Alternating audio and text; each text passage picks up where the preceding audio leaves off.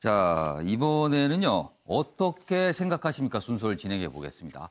도대체 왜일까라는 질문에 답을 찾아보는 순서입니다. 보시죠.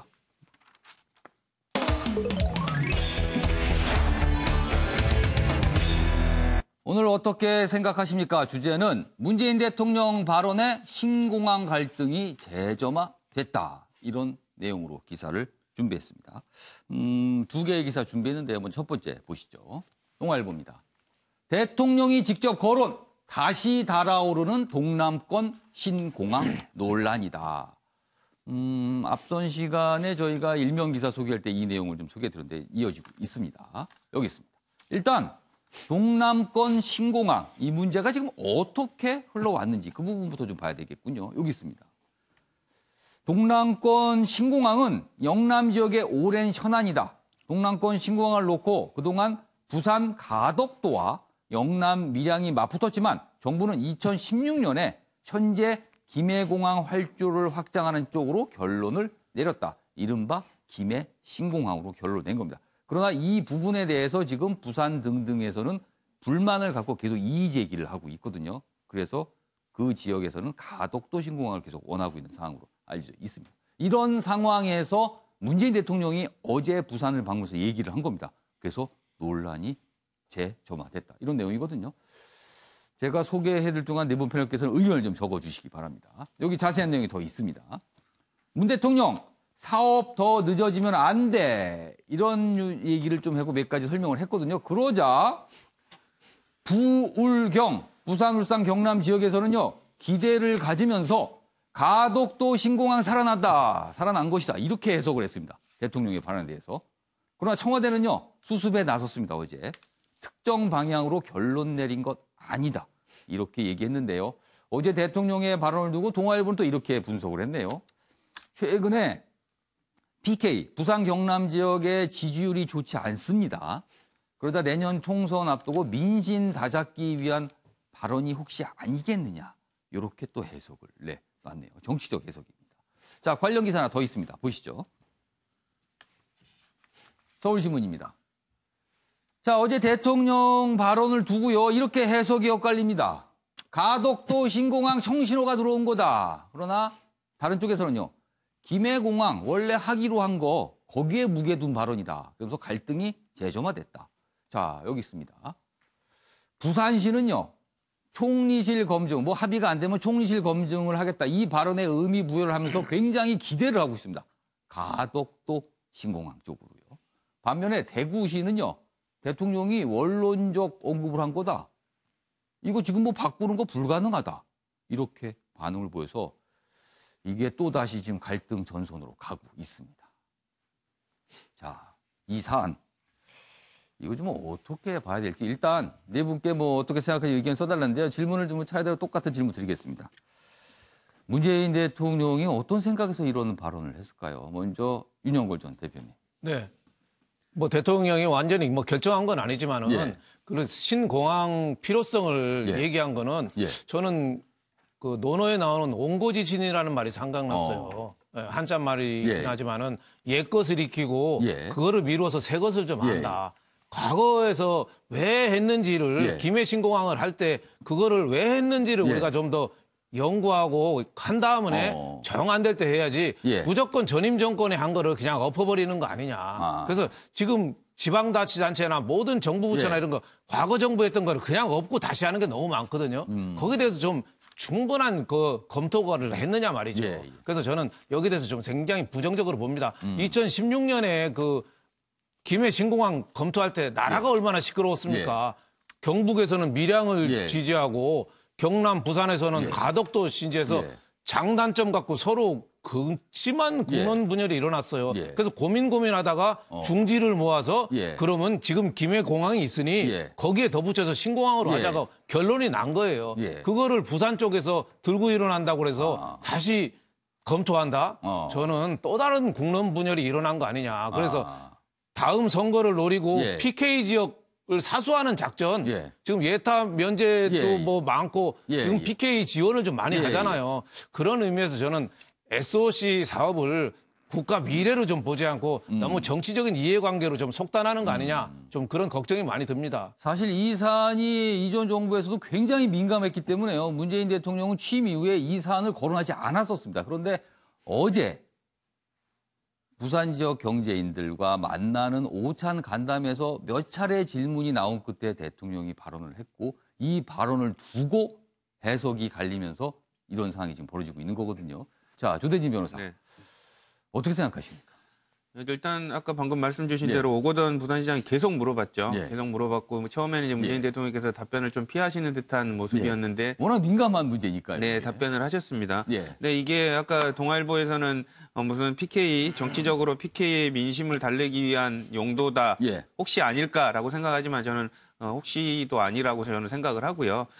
아까 윤영걸 대표님께서도 말씀 주셨지만 이건 원론적 답안이라고 생각을 합니다. 원론적 답변이라고 생각을 예. 하고 워낙 중요한 문제고 지역 주민들의 이해관계가 엮여 있는 사안이기 때문에 이거를 총리실에서 좀 더 관심 있게 집중적으로 검토를 해보고 그러니까 합의가 전체적으로 다 되면 좋겠지만 안 될 경우에 안 있어서는 되면 총리실 쪽으로 네, 총리실을 통해서 예. 이에 관련된 보완책을 마련하라. 이 정도로 해석하는 것이 맞지 않을까 싶습니다. 그러니까 원론적 정리를 한 거다. 어제 이제 청와대도 저녁에 이 사안에 설명하냐고 굉장히 애를 쓰긴 했습니다만 아무튼 또 이 부산 지역은 또 기대를 갖고 있다. 또 이런 반응이 지금 나오고 있어요. 김철 교수님 어떻게 생각하십니까? 예, 저도 뭐 조 변호사님 말씀하신 것처럼 예.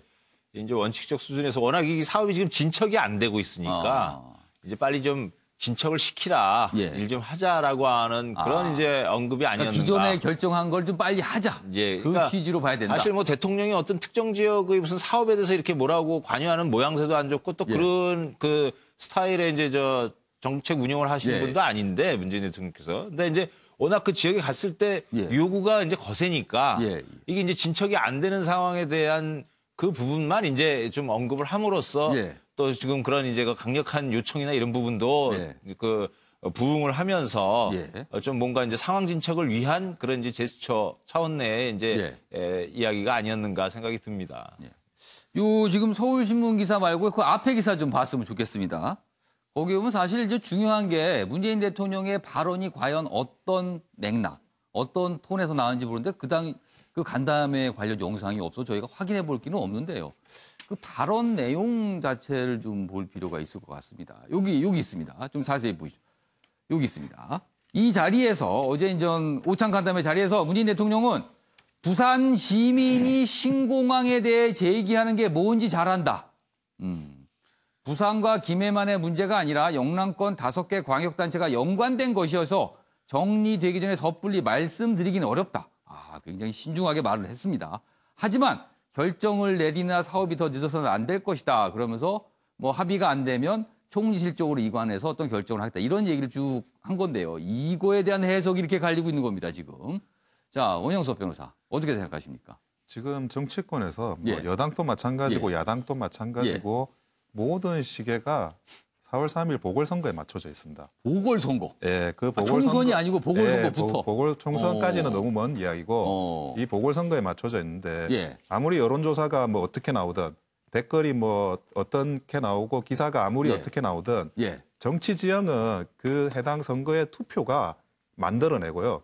그 다음 선거 투표까지 그 정치 지형이 유지가 되는 겁니다. 예. 그런데 그 전에 우리가 지방선거 때 만들어진 정치 지형이 지금 또 유지되면서 계속 가고 있는데 그 정치 지형에 따르면 지금 보궐선거 창원하고 이제 그 충무 쪽에 있는 그 두 지역구를 전부 이겨야 그 여당 입장에서는 그 전에 정치 지형을 그대로 유지한 게 되고 한 석이라도 패배를 하는 순간 그 정치 지형이 한번 이제 다운되고 꺾이게 됩니다. 그런데 이 가덕도 신공항이 창원 지역하고 통영 지역하고 굉장히 가까워요.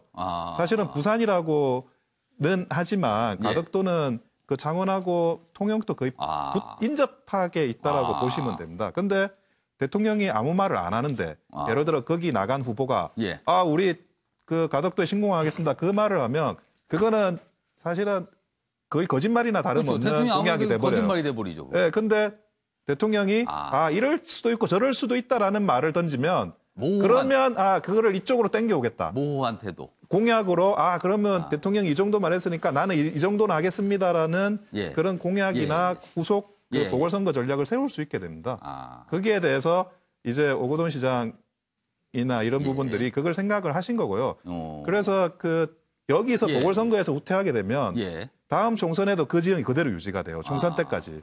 그러니까 부울경의 민심, PK의 민심을 잡기 위한 어찌 보면 그 고육책이라고. 그런 의미도 좀 있다. 아까 조대진 변호사께서는 그런 정치적 해석은 말 그대로 정치적 해석이라고 하셨는데 혹시 덧붙이실 말씀 있으신가요?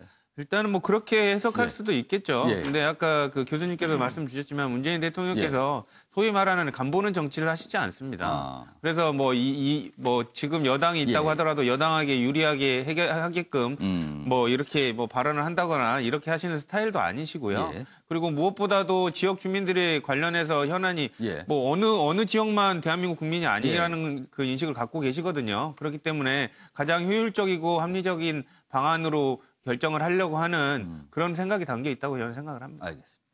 아무튼 뭐 언론들이 이제 재점화됐다고 하는데 이게 어떻게 될지는 좀 지켜보도록 하겠습니다. 다음 기사 보시죠. 역시 문재인 대통령과 관련된 내용을 준비를 좀 했는데요. 매일경제신문인데 이렇습니다. 문재인 대통령의 독서 인사, 책을 말합니다. 그래서 이 문재인 대통령이 탐독한 책의 저자를 발탁하는 경우가 요새 잇따르고 있다. 그래서 독서 인사란 말이 나오는데요. 그렇다 보니까 청와대 참모들이 요즘 이런 얘기를 하고 있답니다. 대통령이 요즘 무슨 책 읽으시나 이런 관심사가 또 등장을 했다. 그러네요. 그럼 실제로 책으로 등용된 분이 누가 있을까요? 여기 있으면요. 독서 후 감명받은 책 저자 청와대 정부 요직에 일단 발탁이 되는데 누군가 하면요. 김현철 전 청와대 경제보좌관. 이분 책 때문에 됐다는 평가가 있고요. 권구훈 북방경제협력위원장 그리고 이정동 경제과학특보 그리고 김희경 여가부 차관 등등등 해서 대통령이 감명 깊게 읽은 책을 쓴 저자들을 발탁하는 경우가 꽤 있어서 독서 인사다. 이런 평가가 나오고 있다. 이렇게 돼 있네요. 자, 윤영걸 전 대표님. 예. 독서 인사.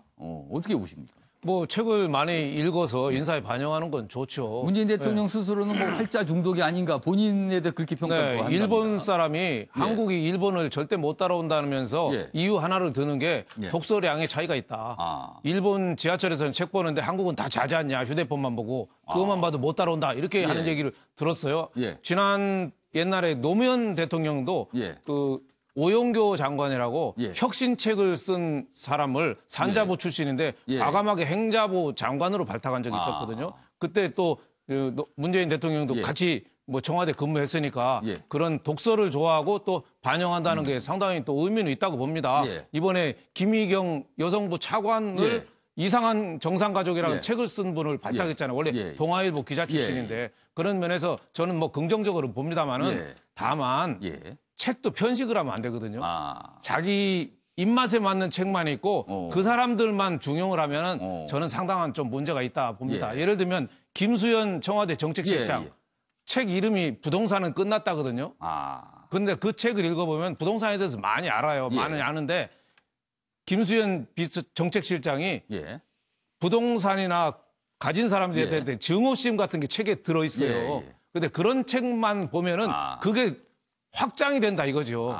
그래서 저는 좀 다양한 독서가 지금. 다양한 책 예를 들면 그 같이 청와대 근무했던 그 변양균 정책실장 있어요. 노무현 대통령한테 예. 그 양반이 쓴 경제 철학의 전환이라는 책이 있어요. 그런 책도 좀 읽어봤으면 오늘 좋겠어요. 책을 좀 하나 고민해 자본, 거네요. 노동, 인력, 예, 예.